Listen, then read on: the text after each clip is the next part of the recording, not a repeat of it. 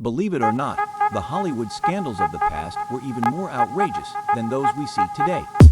Back then, studios and powerful figures had the freedom to engage in and cover up serious crimes, thanks to the traditional values of society at the time. From concealing misconduct with minors to scandalous affairs with colleagues, here are the 25 shocking scandals that Hollywood tried to hide. Charlie Chaplin's relationships.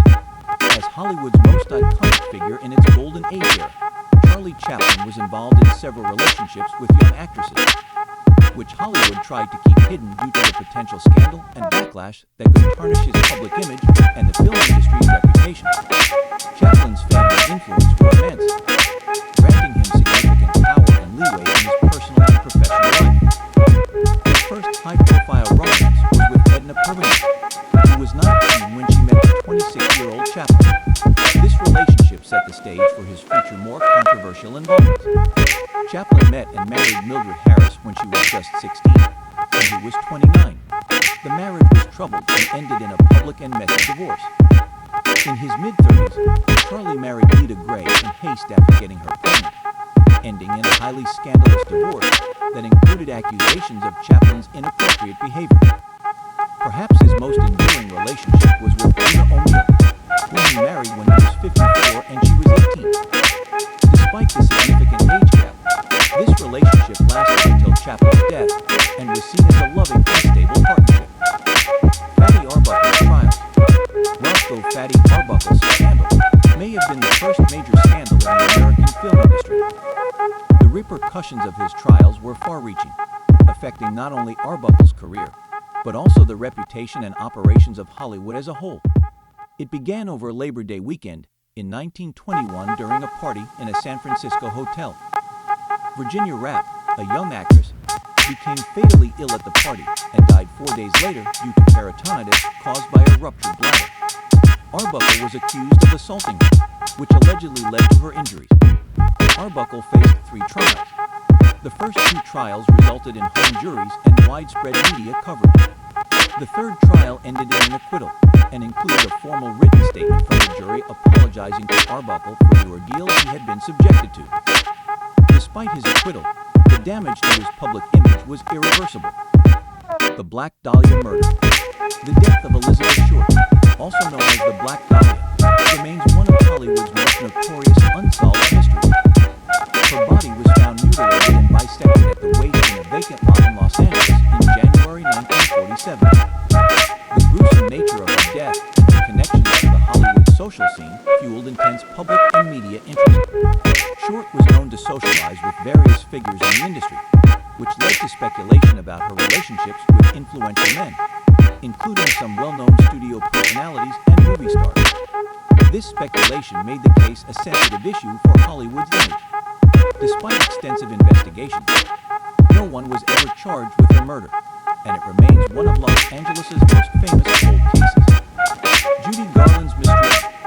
The abuse of child stars in Hollywood is a well-documented aspect of the industry. Judy Garland was signed to Metro-Goldwyn-Mayer at just 13 years old and quickly became one of Hollywood's most famous faces. From the outset of her career, Garland was subjected to extreme pressures regarding her appearance, weight, and performance. MGM controlled every aspect of her life, including her physical appearance. She was placed on a strict diet, and studio doctors prescribed her amphetamines to maintain her energy during long days of filming and barbiturates to help her sleep at night. Garland's schedule was grueling, and the studio system prioritized production schedules over the well-being of its stars. Ingrid Bergman's affair. Ingrid Bergman was involved in a scandalous affair with director Robert Rodriguez in 1940. Bergman was still married to her first husband, Peter Lindstrom, and Russell was also married.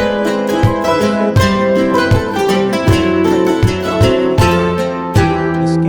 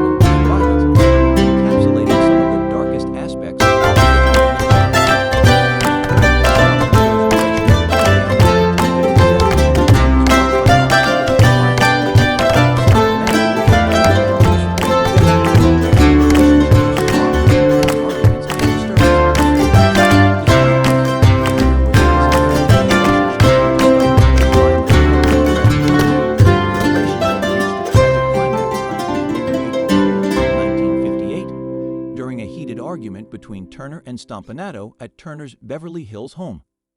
Stompanato was stabbed to death.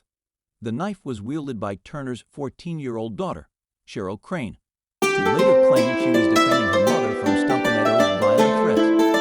Hollywood's power structure, including studio executives and public relations teams, were immediately mobilized to control the narrative. The studios were concerned about protecting Turner's reputation, and sought to mitigate any damage to the illusion that would arise from her association with the criminal and the violent nature of the incident.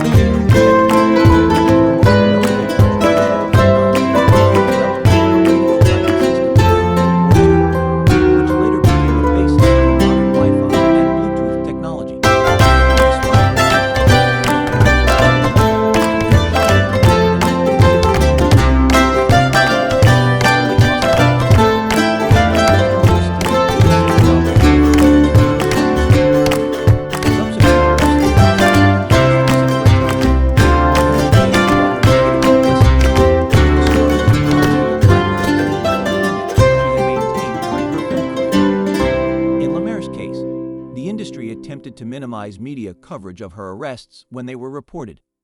This approach was typical of how Hollywood dealt with the personal failings of its stars, especially those who had been pivotal to its success in earlier decades. The efforts to hide her shoplifting charges were also an attempt to preserve the mystique associated with her cinematic and intellectual legacy. Lemaire's status as a revered actress and an accomplished inventor made her personal missteps inconsistent with the public and professional persona that had been constructed around her. Gloria Grahame marries her stepson. Gloria Grahame's marriage to her former stepson, Anthony Ray, was one of Hollywood's more sensational scandals. This relationship not only shocked the public, but rocked the foundation of the industry in 1962, when it was revealed that Gloria had married Anthony Ray, the son of her former husband, director Nicholas Ray. Grahame had been married to Nicholas Ray earlier in her career, and during that marriage, Anthony was her stepson. The relationship between Grahame and Anthony Ray reportedly began under scandalous circumstances. Nicholas Ray had allegedly discovered a young Anthony in bed with Grahame, which began the end of their marriage. Years later, Grahame and Anthony Ray reconnected and eventually married in 1960. The fact that he had been her stepson added a layer of taboo and contributed to the shock value. In Grahame's case, Hollywood tried to minimize media coverage of her marriage to Anthony Ray and focused public attention on her professional endeavors instead. The marriage did not remain secret for long, and when it became public, it sparked a mix of shock, disapproval, and fascination. Despite this, Grahame's career continued, though she never regained the prominence she had enjoyed in the 1950s. Joan Crawford and Bette Davis feud. The feud between Joan Crawford and Bette Davis is one of the most infamous rivalries in Hollywood history. While the animosity between these two legendary actresses added a layer of intrigue to their public personas, Hollywood initially tried to suppress the extent of their discord to maintain a more controlled and harmonious image of its stars. Both actresses were in constant competition for the same types of roles, and they were often pitted against each other by the studios themselves as a marketing tactic. This rivalry was particularly evident at the Oscars. For instance, when Crawford was not nominated for an Oscar for her performance in Sudden Fear, she contacted other nominees to accept the award on their behalf should they win but be unable to attend. This maneuver was seen as a way to steal a spotlight from Davis when she was nominated for The Star. The rivalry reached its peak during the filming of Whatever Happened to Baby Jane. Despite their mutual disdain, Crawford and Davis co-starred in this film.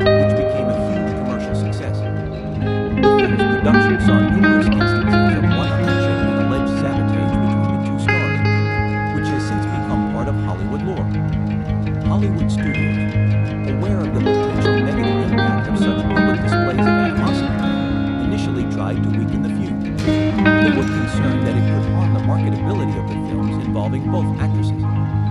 Publicists worked to deny the feud or spin it as a friendly rivalry. Despite, or perhaps because of, the feud, both actresses remain central figures in Hollywood.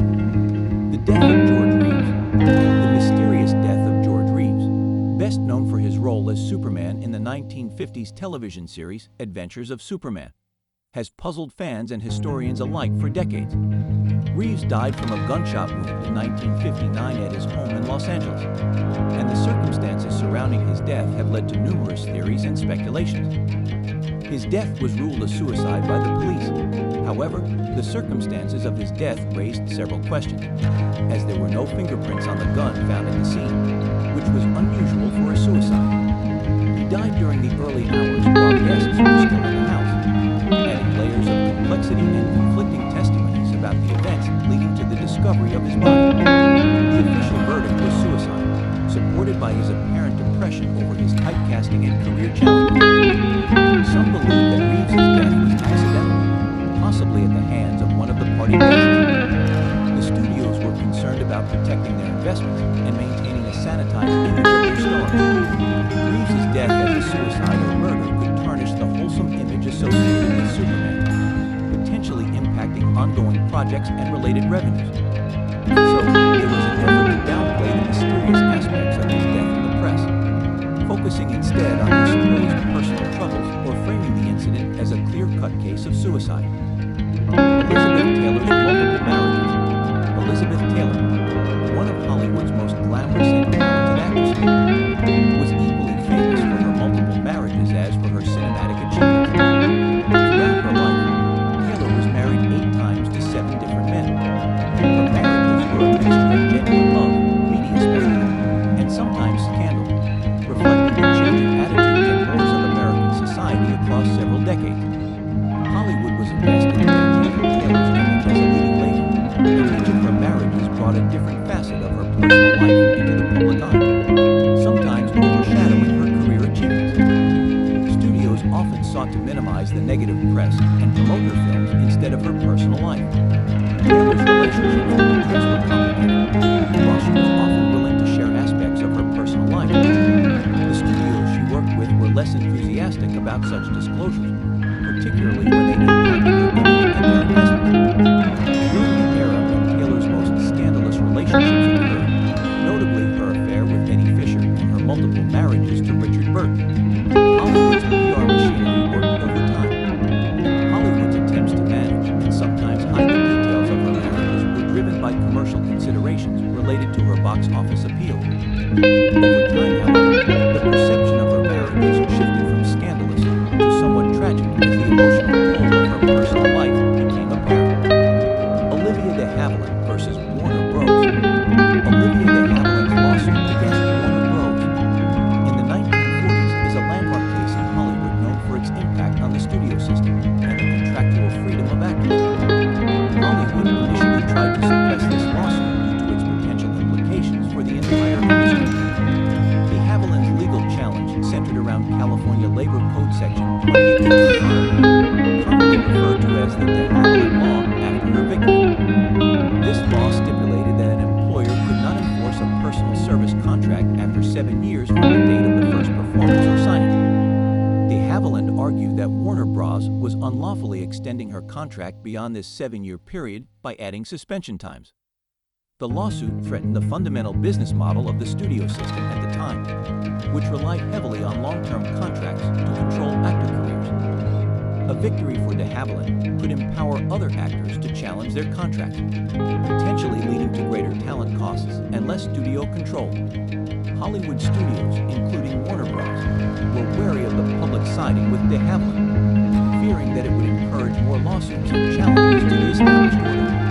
Olivia de Havilland eventually won her lawsuit in 1944, and the ruling was upheld on appeal in 1945. This legal victory significantly weakened the studio system, leading to greater freedom and bargaining power for actors.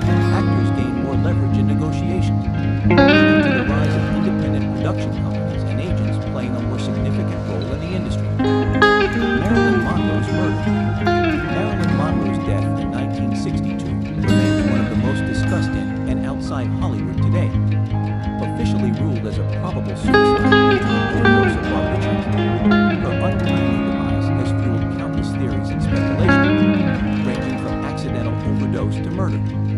Monroe was found dead in her Los Angeles home on August 5, 1962. The circumstances reported were that she had been found lying nude on her bed, face down, with a telephone in one hand. Empty bottles of pills prescribed to treat her depression were reportedly found beside her.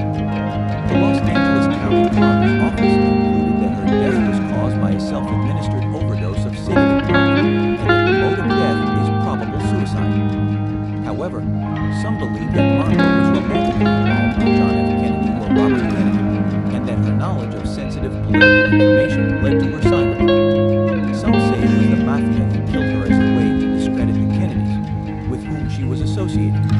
There's also speculation that medical professionals or others close to Monroe might have covered up the true circumstances of her death to protect themselves or high-profile individuals. Hollywood was keen on maintaining a sanitized image, and Monroe's death posed a threat to this image, prompting studio executives and other industry insiders to shape the narrative about her death. However, none of it worked. Decades later, Marilyn Monroe remains a subject of immense interest, with her life and death still being analyzed and discussed. Walt Disney and the Nazis. Walt Disney's meeting with Leni Riefenstahl in 1938 is a significant example of Hollywood's complicated relationship with politics and public perception. Riefenstahl was a German film director, best known for her work in Nazi propaganda films, including Triumph of the Will. She visited Hollywood in 1938, shortly after the infamous Night of Broken Glass, which was a massive coordinated attack on Jews throughout the Nazi raid. During her visit, she met with several filmmakers and studio heads, including Walt Disney, who reportedly gave Riefenstahl a tour of his studio. This action drew much disapproval, and many prominent figures in the industry, which included a significant number of Jewish executives and creatives, refused to meet with her because of her association with the Nazi regime.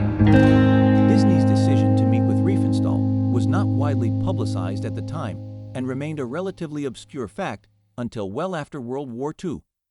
Hollywood did all it could to hide the meeting because, at the time, the United States had not yet entered World War II. But awareness of and opposition to Nazi ideologies were growing.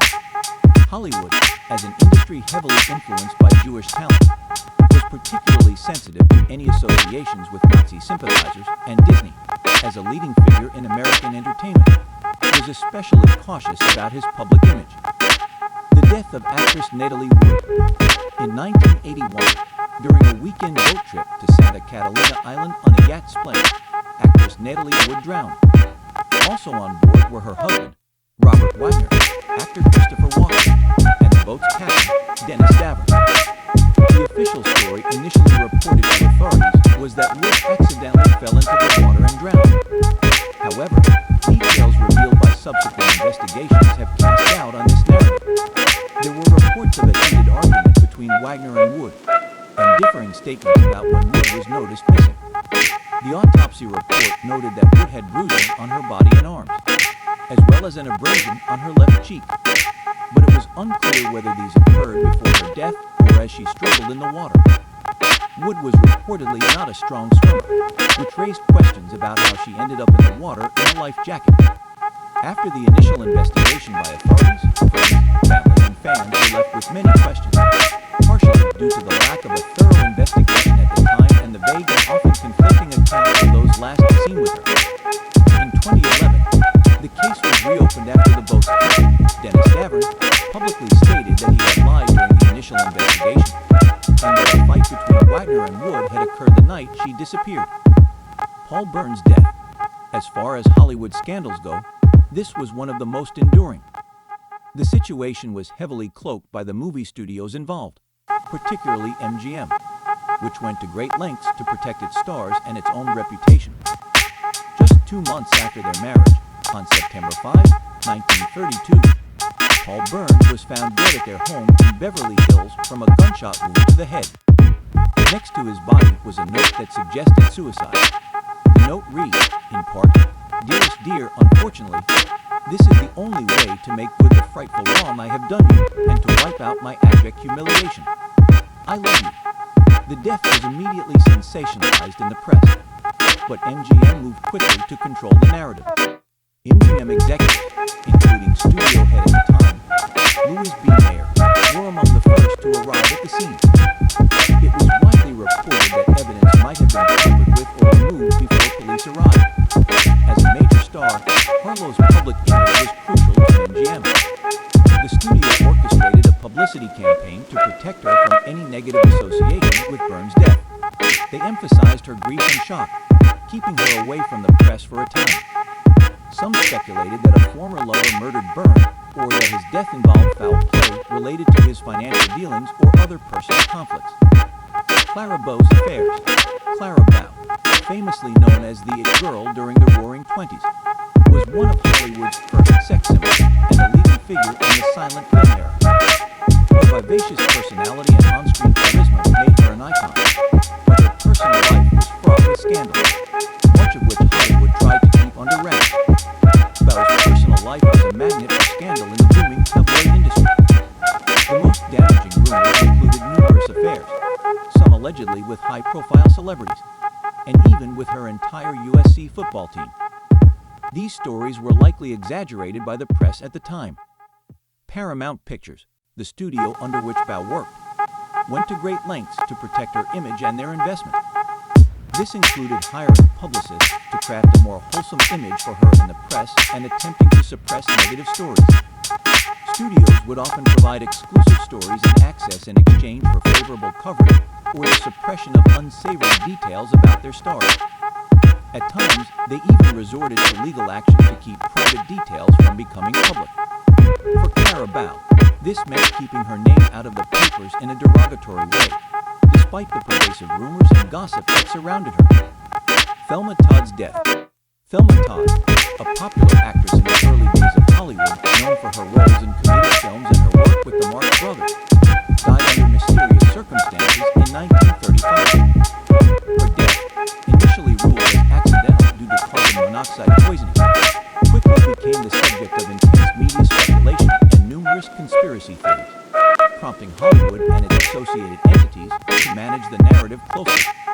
She was found dead in her car inside a garage owned by her lover, Roland West. The car engine was running, leading to her death being attributed to carbon monoxide poisoning. However, the circumstances leading up to her death raised several questions. Todd had bruises on her body, suggesting a struggle or an assault prior to her death. She was last seen alive at a party the night before her body was discovered. Todd's relationships, particularly with Roland West and her ex-lover, Chris DeSicco, were reportedly strained, adding to the speculation of foul play. The Hollywood community and the studios involved were quick to react, given Todd's popularity. The studios and other Hollywood insiders tried to influence media coverage to focus on her life and career rather than the mysterious and potentially controversial details of her death.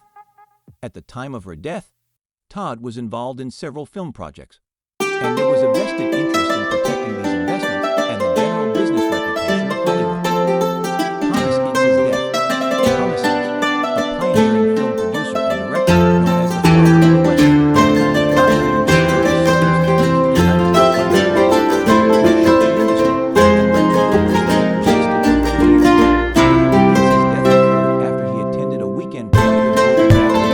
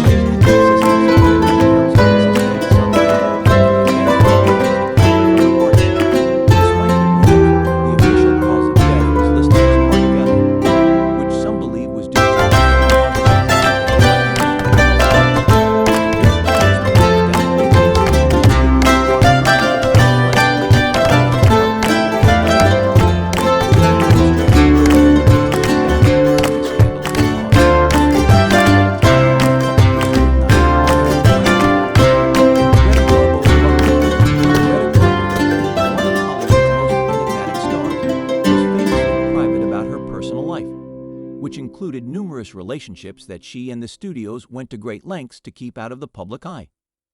Garbo's allure as a mysterious and solitary figure was carefully crafted, and any public scrutiny into her private affairs was seen as potentially damaging to her carefully curated image. Garbo was known to have relationships with both men and women, but during her lifetime, these relationships were very private. Among her rumored relationships was actor John Gilbert, whom she supported in several films of the silent era, and Mercedes Acosta, a poet and playwright known for her relationship with Sarah Frederick. However, certain social norms of the time and the potential backlash from the public and the studio's fear of the detrimental impact of these relationships were not publicly acknowledged.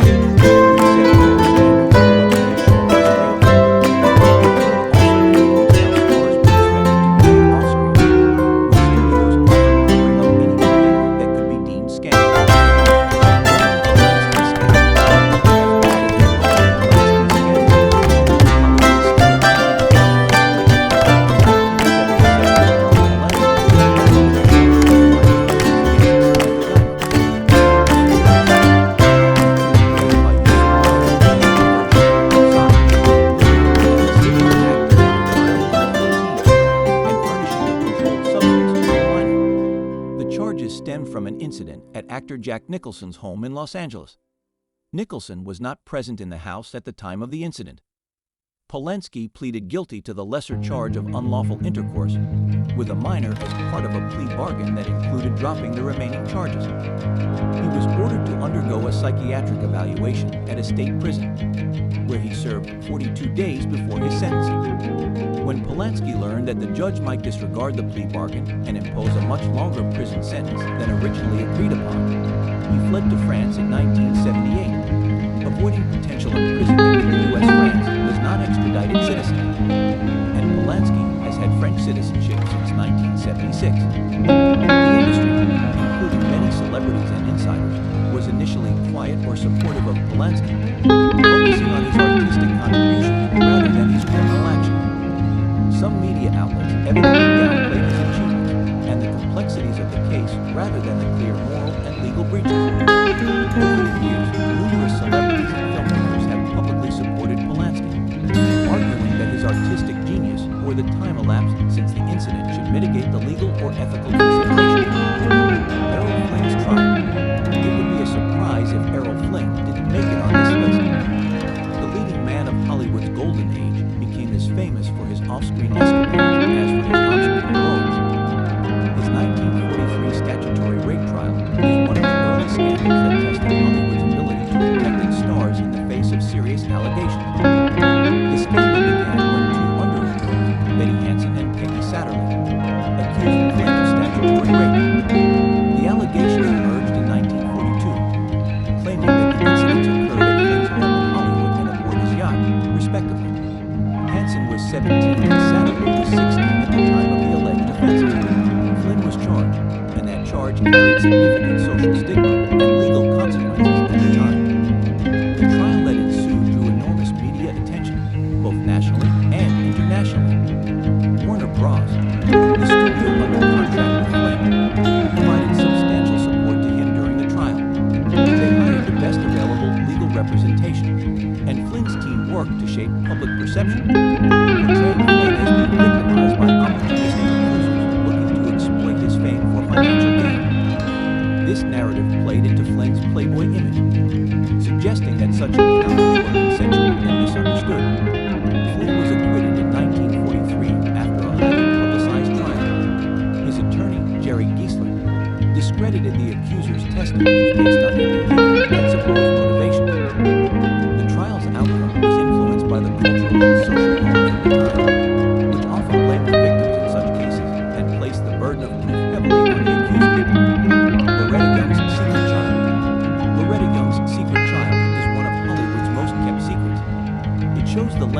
stars would go to protect their public image in an era when the social stigma surrounding unwed motherhood could ruin careers. In the early 1930s, during the filming of The Call of the Wild, Young co-starred with Clark Gable, a major star at the time. It was rumored that during this production, Young and Gable had a brief affair, resulting in Young becoming pregnant. Given the severe consequences an out-of-wedlock pregnancy would have for an actress at that time, Young and her studio went to great lengths to keep the pregnancy a secret. Loretta Young disappeared from the public eye for a time, citing illness. This was to hide her pregnancy. After giving birth in 1935, she placed her daughter, Judy, in an orphanage temporarily. Young later adopted Judy from the orphanage, presenting the situation publicly as a traditional adoption. Judy Lewis, the child, grew up without knowing the true identity of her parents for many years. The studio played a significant role in helping to orchestrate the consultant, aware that the truth could damage not only Young's career but also Clark Gable's and affect their profitability.